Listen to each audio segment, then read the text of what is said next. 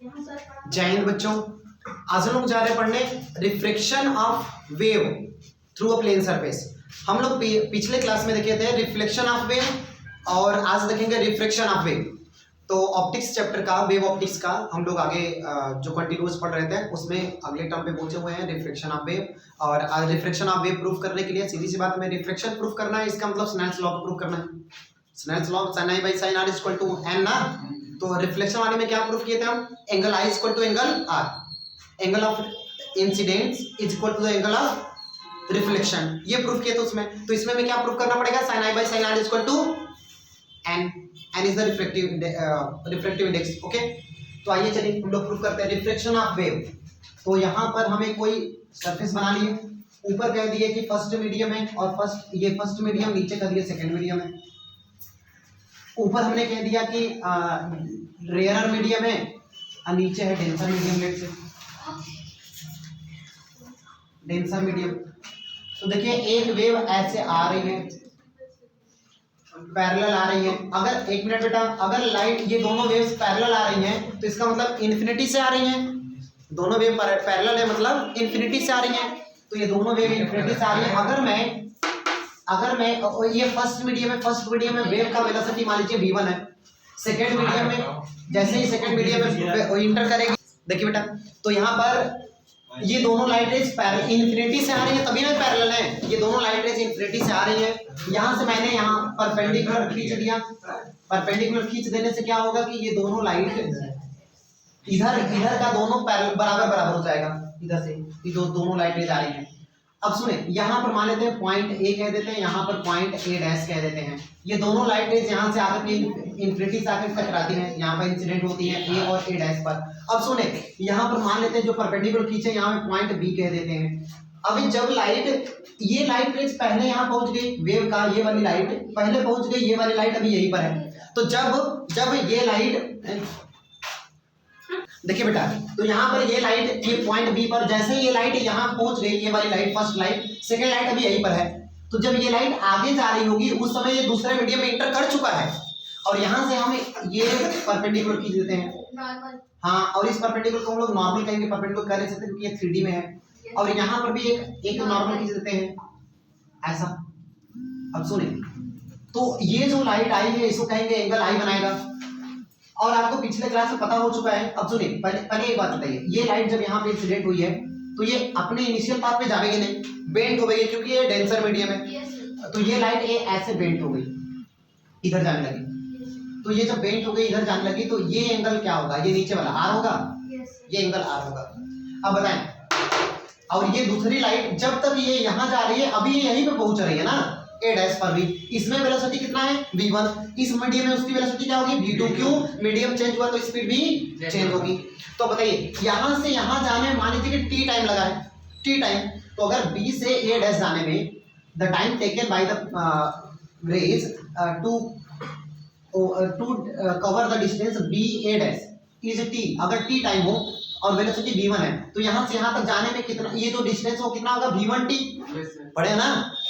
तो ये velocity equal to displacement upon time. तो अगर यहाँ से हम देखें, ये टाइम मान लीजिए कि t1 है, तो यहाँ पर कह देंगे नीचे हो जाएगा t1 और इधर वेलोसिटी क्या है? v1, और ये हो जाएगा डिस्प्लेसमेंट।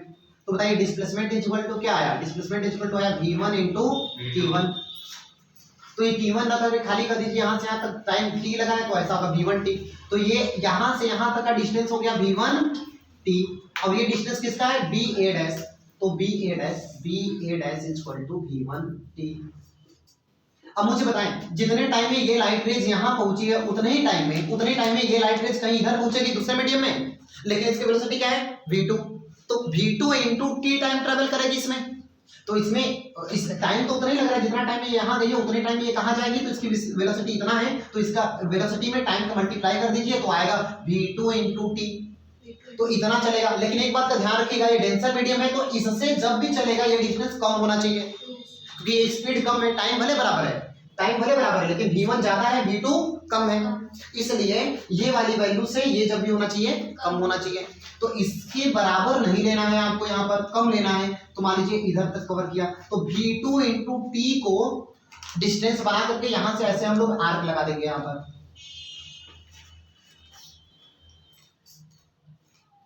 आर्क लगा दिए, ये आर्क लगा दिए। तो अभी इस आर्क पर यहां से हम लोग एक टेंजेंट खींच देंगे। ये कौन सा रूल कहता है? हाइजेंस प्रिंसिपल ना। हाइजेंस प्रिंसिपल कहता है कि उस पर क्या करना है, हमें टेंजेंट ड्रॉ करना है ना, एक कॉमन टेंजेंट। ये यहाँ पर परपेंडिकुलर होगा क्या? यहाँ पर परपेंडिकुलर होगा। अब आपको पता है कि ये एंगल आर है, ये अंदर वाला जब लाइट जाने लगी तो ये आर एंगल बनाई, ठीक है। तो अब देखिए हमारा मेन पर्पज क्या है, हमें पर्पज है कि sine I by sine r equal to m proof करना है, ओके ना, क्योंकि हमें क्या पढ़ना है, रिफ्रैक्शन पढ़ना है। तो sine I by sine r proof करना है। साइन आई, इसका मतलब कि आई और आर हमें चाहिए, आई चाहिए और आर चाहिए। तो एंगल आई निकालना है और एंगल आर निकालना है। तो चलिए इसके लिए हम लोग काम करते हैं। अब बताइए, अगर मैं कह दूं कि ये एंगल मान लीजिए x है, तो x प्लस आई 90 हुआ कि नहीं? क्योंकि परपेंडिकुलर होगा ना बेटा। अगर x है तो x प्लस आई 90 होगा। तो जरा बताइए, इस x में e जोड़ देंगे, नीचे वाला ये जोड़ देंगे, तब भी तो 90 होगा।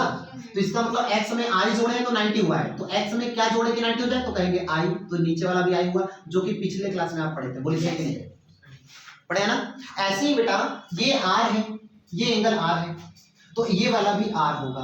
कैसे? ये वाला भी r होगा। कैसे? जरा सुनना, इधर सुनना। ये 90 डिग्री है, ये 90 डिग्री है।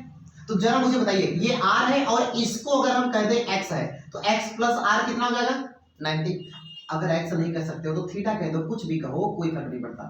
थीटा प्लस r कितना होगा? 90 होगा। सही है ना?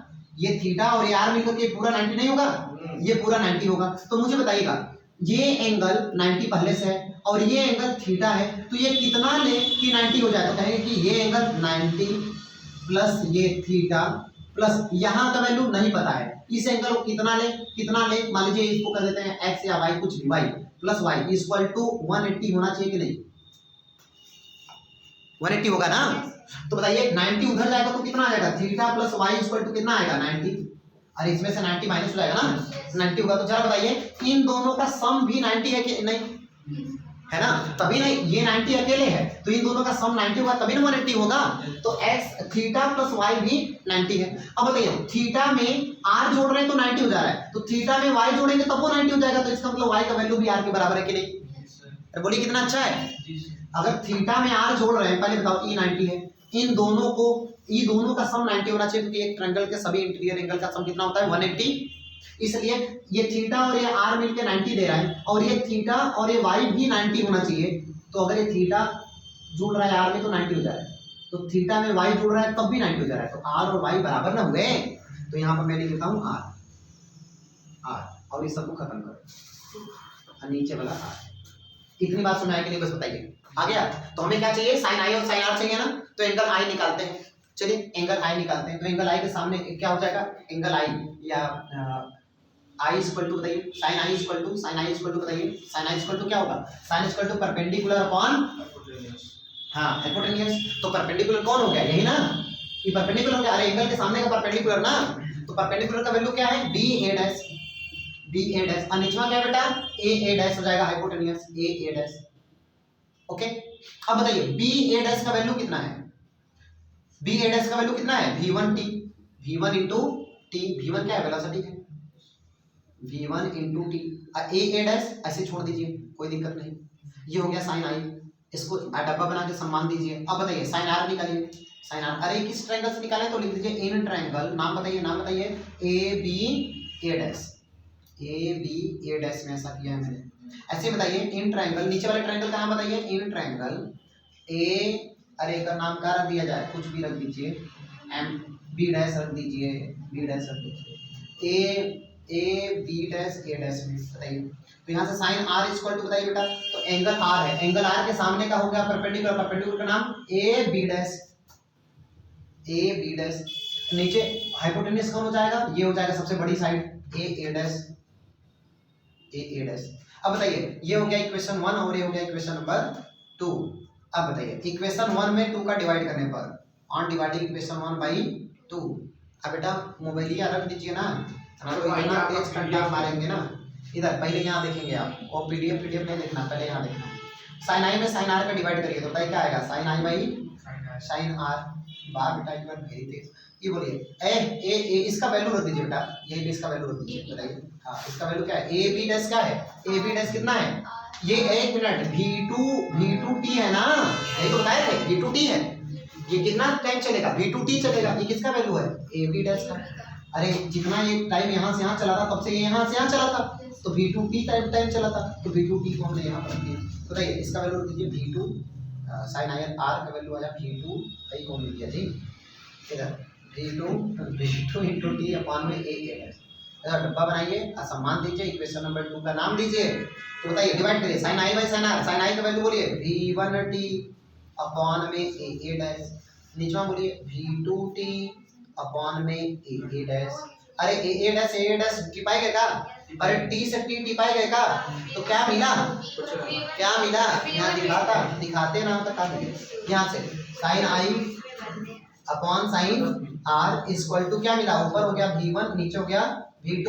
ए बेटा ये बताइए सही क्या है, V1 is the velocity of the light, V1 is the velocity of the light या V1 is the velocity of the wave in the first medium, while V2 is the velocity in the second medium, and we know that the ratio of speed of light in first medium to the speed of light in second medium is the refractive index, n is equal to v, n is equal to बताया था ना speed of light in first medium and speed of light in the second medium, ये आप लोगों ने पढ़ा था definition, okay ना।